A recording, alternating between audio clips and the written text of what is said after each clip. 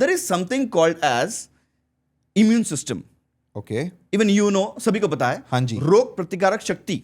हाँ कि जी. मान लो जंतु अगर मेरे अंदर आया है इस वक्त, Okay. और अगर इस वक्त डॉक्टर कपिल आपकी इम्यून सिस्टम बहुत ही अच्छी है, तो वो अंदर जाएगा पर वो मल्टीप्लाई नहीं होगा. ओके. वो सोया हुआ रहेगा. वो वेट करेगा कब तक? मे बी हफ्ते भर, मे बी 1 महीने तक, मे बी 1 साल तक, मे बी 10 साल तक. जब तक आपकी इम्यून सिस्टम अच्छी है तब तक.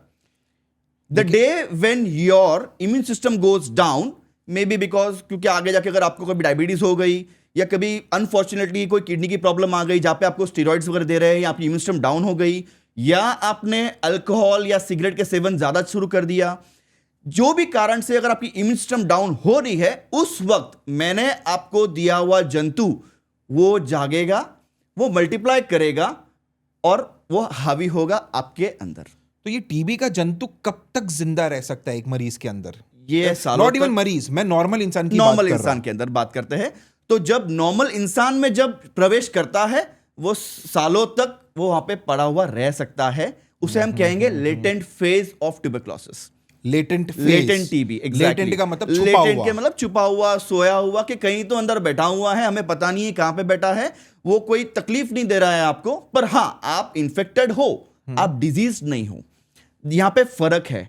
एक मिनट, आप बोल रहे हो इन्फेक्शन और डिजीज, exactly. ये दोनों में डिफरेंस है. बिल्कुल है. जैसे कि मैंने आपको कहा कि मैं अगर खांसी करूंगा और अगर मैंने मेरे जंतु आपको दिए, ओके, मेरे अंदर आ गए, आपके अंदर आ गए, यस, अब वो अंदर अगर आपकी इम्यून सिस्टम अच्छी है, ओके, वो अंदर बैठे हुए रहेंगे. मतलब आपके अंदर इन्फेक्शन आया है पर आप अभी तक रोगग्रस्त नहीं हुए, मतलब आप अभी तक डिजीज नहीं हुए हैं, क्योंकि आपकी इम्यून सिस्टम अच्छी है, वहां पे रोकथाम हो चुकी है बैक्टीरिया की, वो मल्टीप्लाई नहीं हुए, अभी तक हावी नहीं हुए हैं. तो ये फेज जो है आपका, इसे हम कहेंगे लेटेंट टीबी. ओके, टीबी आपके अंदर आई है, गॉट इट, पर अभी तक आपको कोई सिम्टम्स नहीं है, अभी तक वो हावी नहीं हुए. आपको ना फीवर है, ना खांसी है, ना वजन कम हुआ है, ना कोई और कोई सिम्टम्स है वहां पे. तो ये हो गया लेटेंट फेज. तो जब एक इंसान को, जैसे आप बोल रहे हो कि लेटेंट है, जैसे मेरे अंदर जंतु आ गया, ये छुपा हुआ पड़ा हुआ इधर, मुझे तो कुछ अब तक कुछ हुआ नहीं, परफेक्ट. तो अगर मैं खांसी करूं, बिकॉज मुझे कोई सर्दी हो गया, मान लो simple, right, can I also spread? Not necessarily. Not necessarily. Okay, बिल्कुल not, unless now that bacteria is somewhere in your lungs and still it is not diseased yet. ये अभी तक उस फेज में नहीं है कि वो दूसरों को दे अभी तक.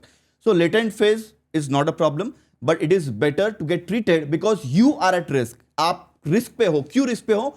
आपका इम्यून सिस्टम जब भी डाउन होगा, वो आप पे तो हावी होने वाला है. Now the day when you get infected, diseased, जब वो बैक्टीरिया मल्टीप्लाई होके जब आप पे सिम्टम्स शुरू होंगे, that will be the time period when you will also spread to others. Got it. So मतलब इन्फेक्शन है जहां पे थोड़ा बहुत वी आर स्टिल प्रिजर्व्ड, लेकिन कुछ भी करके हमें इन्फेक्शन से डिजीज के फेस में नहीं आना है. This is what I am understanding. बिल्कुल. एंड ये डिपेंड करता है हमारी इम्यूनिटी के ऊपर. बहुत जरूरी है.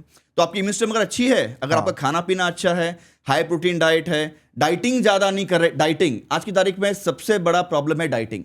पहले के जमाने में टीबी को बोला गया था पुअर मैन डिजीज. करेक्ट. आज के जमाने में आप trust me, I have patients coming from very good affluent society. Correct. Who comes in Mercedes, Audi, Benz, करोड़ों का प्रॉपर्टी है, खाना पीना अच्छा है, सब कुछ है, फिर भी क्यों उनको टीबी हो रही है? सबसे first reason what I asked them, the first cause, were you on dieting since past 1.5 month or 2 months? Yes sir, how did you know that? So dieting करिए. पर डाइटिंग किसको कहते हैं? अगर आप जंक बंद कर रहे हो, अगर आप चीज बटर बंद कर रहे हो, मेयोज बंद कर रहे हो, डीप फ्राइड बंद कर रहे हो, अगर इसको आप डाइटिंग बोलते हो, बिल्कुल चलेगा, कोई प्रॉब्लम नहीं है. बट अगर आप मील स्किप कर रहे हो and not balancing your system over there, then it is a problem. Okay. That is a problem. Okay. अगर मेरी वाइफ देख रही है, this is the reason why I am not dieting. ठीक है? मैं basically TB से बच रहा. देखो अब तो डॉक्टर विकास ने पॉडकास्ट में बता भी दिया है. एक minute. Now she will not. Now she cannot argue. No. So I'll give you one more example over here. I will thank Akshata over here. My wife, because I was 103 kgs, but now I am 84 kgs, all thanks to her. अरे यार, आप मेरा matrimonial dispute कर दोगे. यहाँ फंस गए boss. So इनको आपको you kindly consult Dr. Akshata over here. She will help you how to bring it down. So even I was 103 kgs. I had reached 103 kgs. मेरे को OSA हो गया था, hypertension हो गया था, and then suddenly एक fine day मेरी वाइफ ने मुझे कहा कि बॉस क्या प्रॉब्लम है, मुझे बता तू क्या प्रॉब्लम है तेरा. क्यों तू नहीं वजन कम कर पा रहा है?